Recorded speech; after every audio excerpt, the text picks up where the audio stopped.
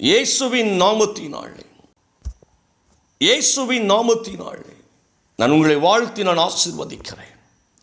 ஏசாயா 29 அதிகாரம் 22 வசனத்தை வாசிக்கின்ற பொழுது, ஆகையால் ஆபிரகாமை மீட்டுக்கொண்ட கர்த்தர் யாக்கோபின் வம்சத்தை குறித்து, யாக்கோபு வெட்கப்படுவது இல்லை, இனி அவன் முகம் செத்து போவதில்லை என்று சொல்லி ரொம்ப அழகாய் ஒரு வாக்குத்தத்தத்தை ஆண்டவர் தருகிறார். ஆபிரகாமை மீட்ட ஆண்டவர் யாக்கோபு வீட்டாரை பற்றி கூறியதாவது, நல்ல கவனிங்க இந்த வார்த்தையை. ஆபிரகாமை மீட்ட ஆண்டவர் யாக்கோபு வீட்டாரை பற்றி கூறியது, இனி யாக்கோபு மானக்கேடு அடைவதில்லை, அவன் முகம் இனி வெளிரி போவதும் இல்லை.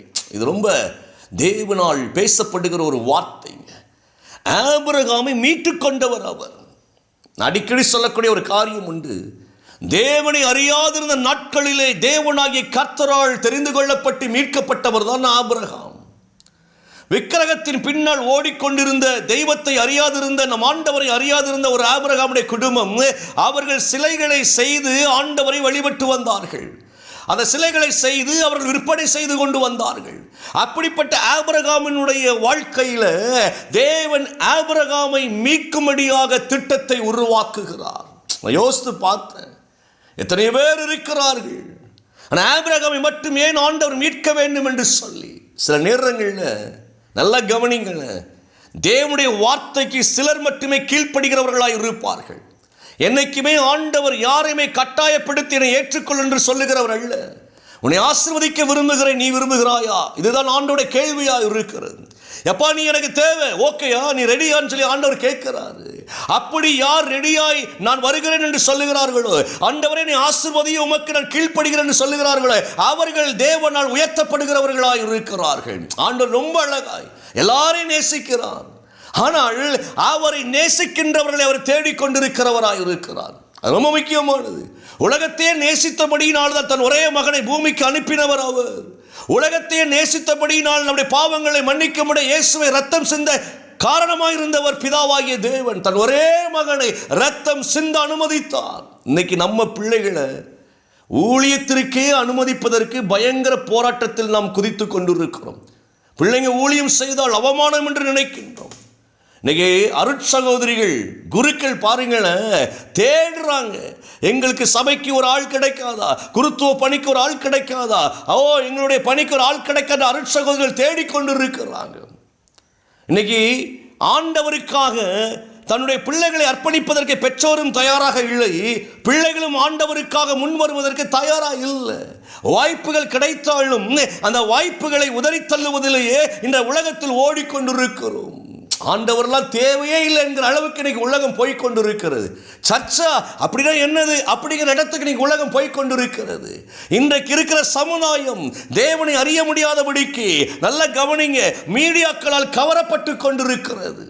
நேரமில்லை சர்ச்சைக்கு போவதற்கு, நேரமில்லை சர்ச்சைக்கு போவதற்கு என்கிற சூழ்நிலைக்குள்ளாக இன்னைக்கு ஓடிக்கொண்டிருக்கிறோம். ஆனால் தேவன் பாருங்களேன், அவர் எல்லாரையும் நேசிக்கிறவர் தான். நல்ல கவனிங்க, அவரோடு கூட இருக்கிறவர்களையும் அவரோடு இல்லாதவர்களையும் அவர் நேசிக்கிறவர் தான். ஆனால் யார் அற்புதங்களை பெற்றுக்கொள்கிறார்கள் அப்படின்னா, தேவ சத்தத்திற்கு தன்னை அர்ப்பணிக்கிற ஒரு கூட்டம் இருக்கு பாருங்களேன். ஆண்டவரை நீ வணைந்து கொள்ளுவீராக, ஆண்டவரை நீ வணைந்து கொள்ளுவீராக, உடைய கரத்தில் இருக்கிற மண்பாண்டமாய் நான் இருக்க விரும்புகிறேன் ஆண்டவரே. ஏன்னா உம்முடைய கரத்தில் இருந்தால்தான் அந்த மண்பாண்டம் கெட்டு போகாமல் அது எப்பொழுதும் மகிமையாய் அது இருக்கும் என்று சொல்லி யார் தன்னை அர்ப்பணிக்கிறார்களோ அவர்களுக்குள் ஆண்டவர் நிரம்பி வழிகிற ஆசீர்வாதத்தை கொடுக்கிறவராய் இருக்கிறார். நமக்கு நிறைய கேள்விக்கு நீங்க பதில் கிடைச்சிருக்கும். ஆபிரகாமை அழைத்த பொழுது ஆபிரகாம் ஆண்டவரின் சத்தத்தை கேட்டு புறப்பட்டு வந்தவர். ஆண்டவரின் சத்தம் ஆபிரகாமுக்குள் விழுகிற பொழுது யாருனே தெரியாது, ஆனால் ஒரு புது அனுபவம். யாருனே தெரியாது, எங்க போறோம் தெரியாது, அந்த சத்தத்தை அவர் முன்வைத்து அந்த சத்தத்திற்கு பின்னடந்தவர் ஆபிரகாம். சொந்த ஜனத்தை விட்டுவிட்டு, சொந்த ஊரை விட்டுவிட்டு, சொந்த காரியங்களை விட்டுவிட்டு, சொந்த தொழிலை விட்டுவிட்டு தேவ சத்தத்திற்கு பின்னால் ஓடினவர் ஆபிரகாம். ஆண்டவர் சொன்னார், உன்னை ஆசீர்வதிக்கவே ஆசீர்வதித்து உன் எல்லைகளை பெரிதாக்குவேன், நீ ஆசீர்வாதமாய் இருப்பாய், உன் சந்ததி இவண்ணமாய் இருக்கும். இந்த வார்த்தைகளை முன்வைத்து ஆபிரகாம் வார்த்தையின் பின்னால் ஓடிக்கொண்டிருந்தார்.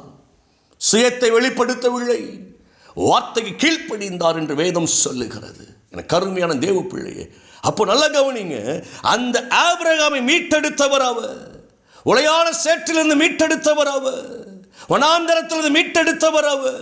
அந்த ஆபிரகாமின் வம்சத்தில் வந்த யாக்கோபு இருக்கிறார் பாருங்களேன். அந்த யாக்கோபின் வீட்டார் யாருன்னா நீங்களும் நானும் தாங்க. சூப்பர்லாங்க. அந்த யாக்கோபின் வீட்டார், அவரை பற்றி தான் ஆண்டவர் சொல்லுகிறார். உங்களையும் என்னையும் பற்றி ஆண்டவர் சொல்லுகிறார். இந்த இணைப்பில் இருக்கிற ஒவ்வொரு பிள்ளைகளை பற்றி ஆண்டவர் சொல்லுகிறார். இனி நீ மானக்கேடு அடைவதில்லை, பெற்றுக்கொள்ளுங்கள் இந்த ஆசீர்வாதத்தை. இனி கூனி குறுகி நிற்க வேண்டிய அவசியம் இல்லை. உன் வாழ்க்கையிலே நீ கூனி குறுக வேண்டிய அவசியம் இல்லை. என்றால் ஆபிரகாமை மீட்டபடியினாலே உன்னை நான் ஆசீர்வதிக்கிறேன். சூப்பர்லாங்க. நம்முடைய முன்னோர் யார் செய்த பாவமோ என்று இன்றைக்கு பாவத்தின் நிமித்தம் வந்த சாபம் என்று சொல்லி புலம்பிக் கொண்டிருக்கிறோம். இல்லை இல்லை இல்லை இல்லை. ஆபிரகாம் ஆசீர்வதிக்கப்பட்டார்.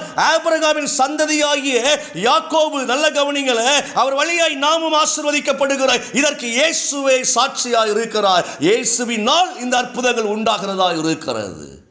இயேசு கிறிஸ்துவினால் இந்த அற்புதங்கள் உண்டாகிறதா இருக்கிறது. ஆபிரகாமின் பேரன்தானே யாக்கோபு. நீ நல்லா கவனித்துக் கொள்ளுங்க. ஆண்டவர் எவ்வளவு பெரிய கிருபை வச்சிருக்கிறாரு. உன் தலைமுறை தலைமுறை தலைமுறை எல்லாம் வாழ்ந்து சுகமாக இருப்பார்கள். நீ கலங்காத. ஏன்னா ஆபிரகாமின் தலைமுறைக்குள் நாம் சேர்க்கப்பட்டு இருக்கிறோம். யாக்கோபின் வம்சத்தில் சேர்க்கப்பட்டு இருக்கிறோம். நாம் மானக்கேடு அடைவதில்லை. இதுவரைக்கும் கூனி குறுகி நீங்கள் ஒருவேளை வாழ்ந்திருக்கலாம். இனி பயப்படாதிருங்கள். நீங்கள் மானக்கேடு அடைவதில்லை. உங்கள் முகம் இனி வெளிரி போகாது. பயந்து பயந்து நீங்கள் நடக்க மாட்டீங்க.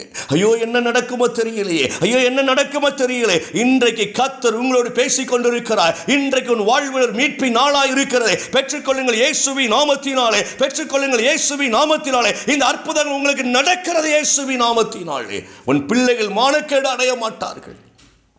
உன் பிள்ளைகளின் முகம் ஒரு நாளும் வெளிரி போகாது.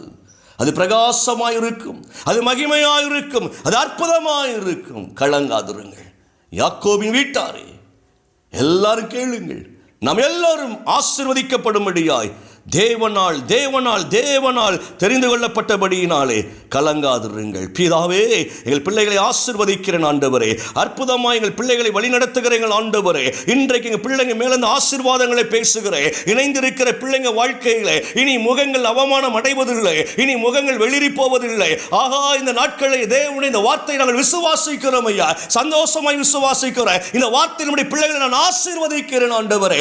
செல்லும் இடமெங்கு ஆண்டவரே பிள்ளைங்க ஆசீர்வாதம் இருப்பார்கள் என்று சொல்லி இயேசுவின் நாமத்தில் பிள்ளைகளை வாழ்த்துகிறேன். பிள்ளைங்க வாழ்க்கையில் இன்றைக்கு இந்த மகிமை விளங்குவதாக. வருகை மட்டும் வாழ்ந்து சுகமாய் இருக்கும்படியாய் ஆசீர்வதிப்பீராக. இயேசுவின் நாமத்தில் நான் ஜெபிக்கிறேன் நல்ல பிதாவே. ஆமென், ஆமென், ஆமென்.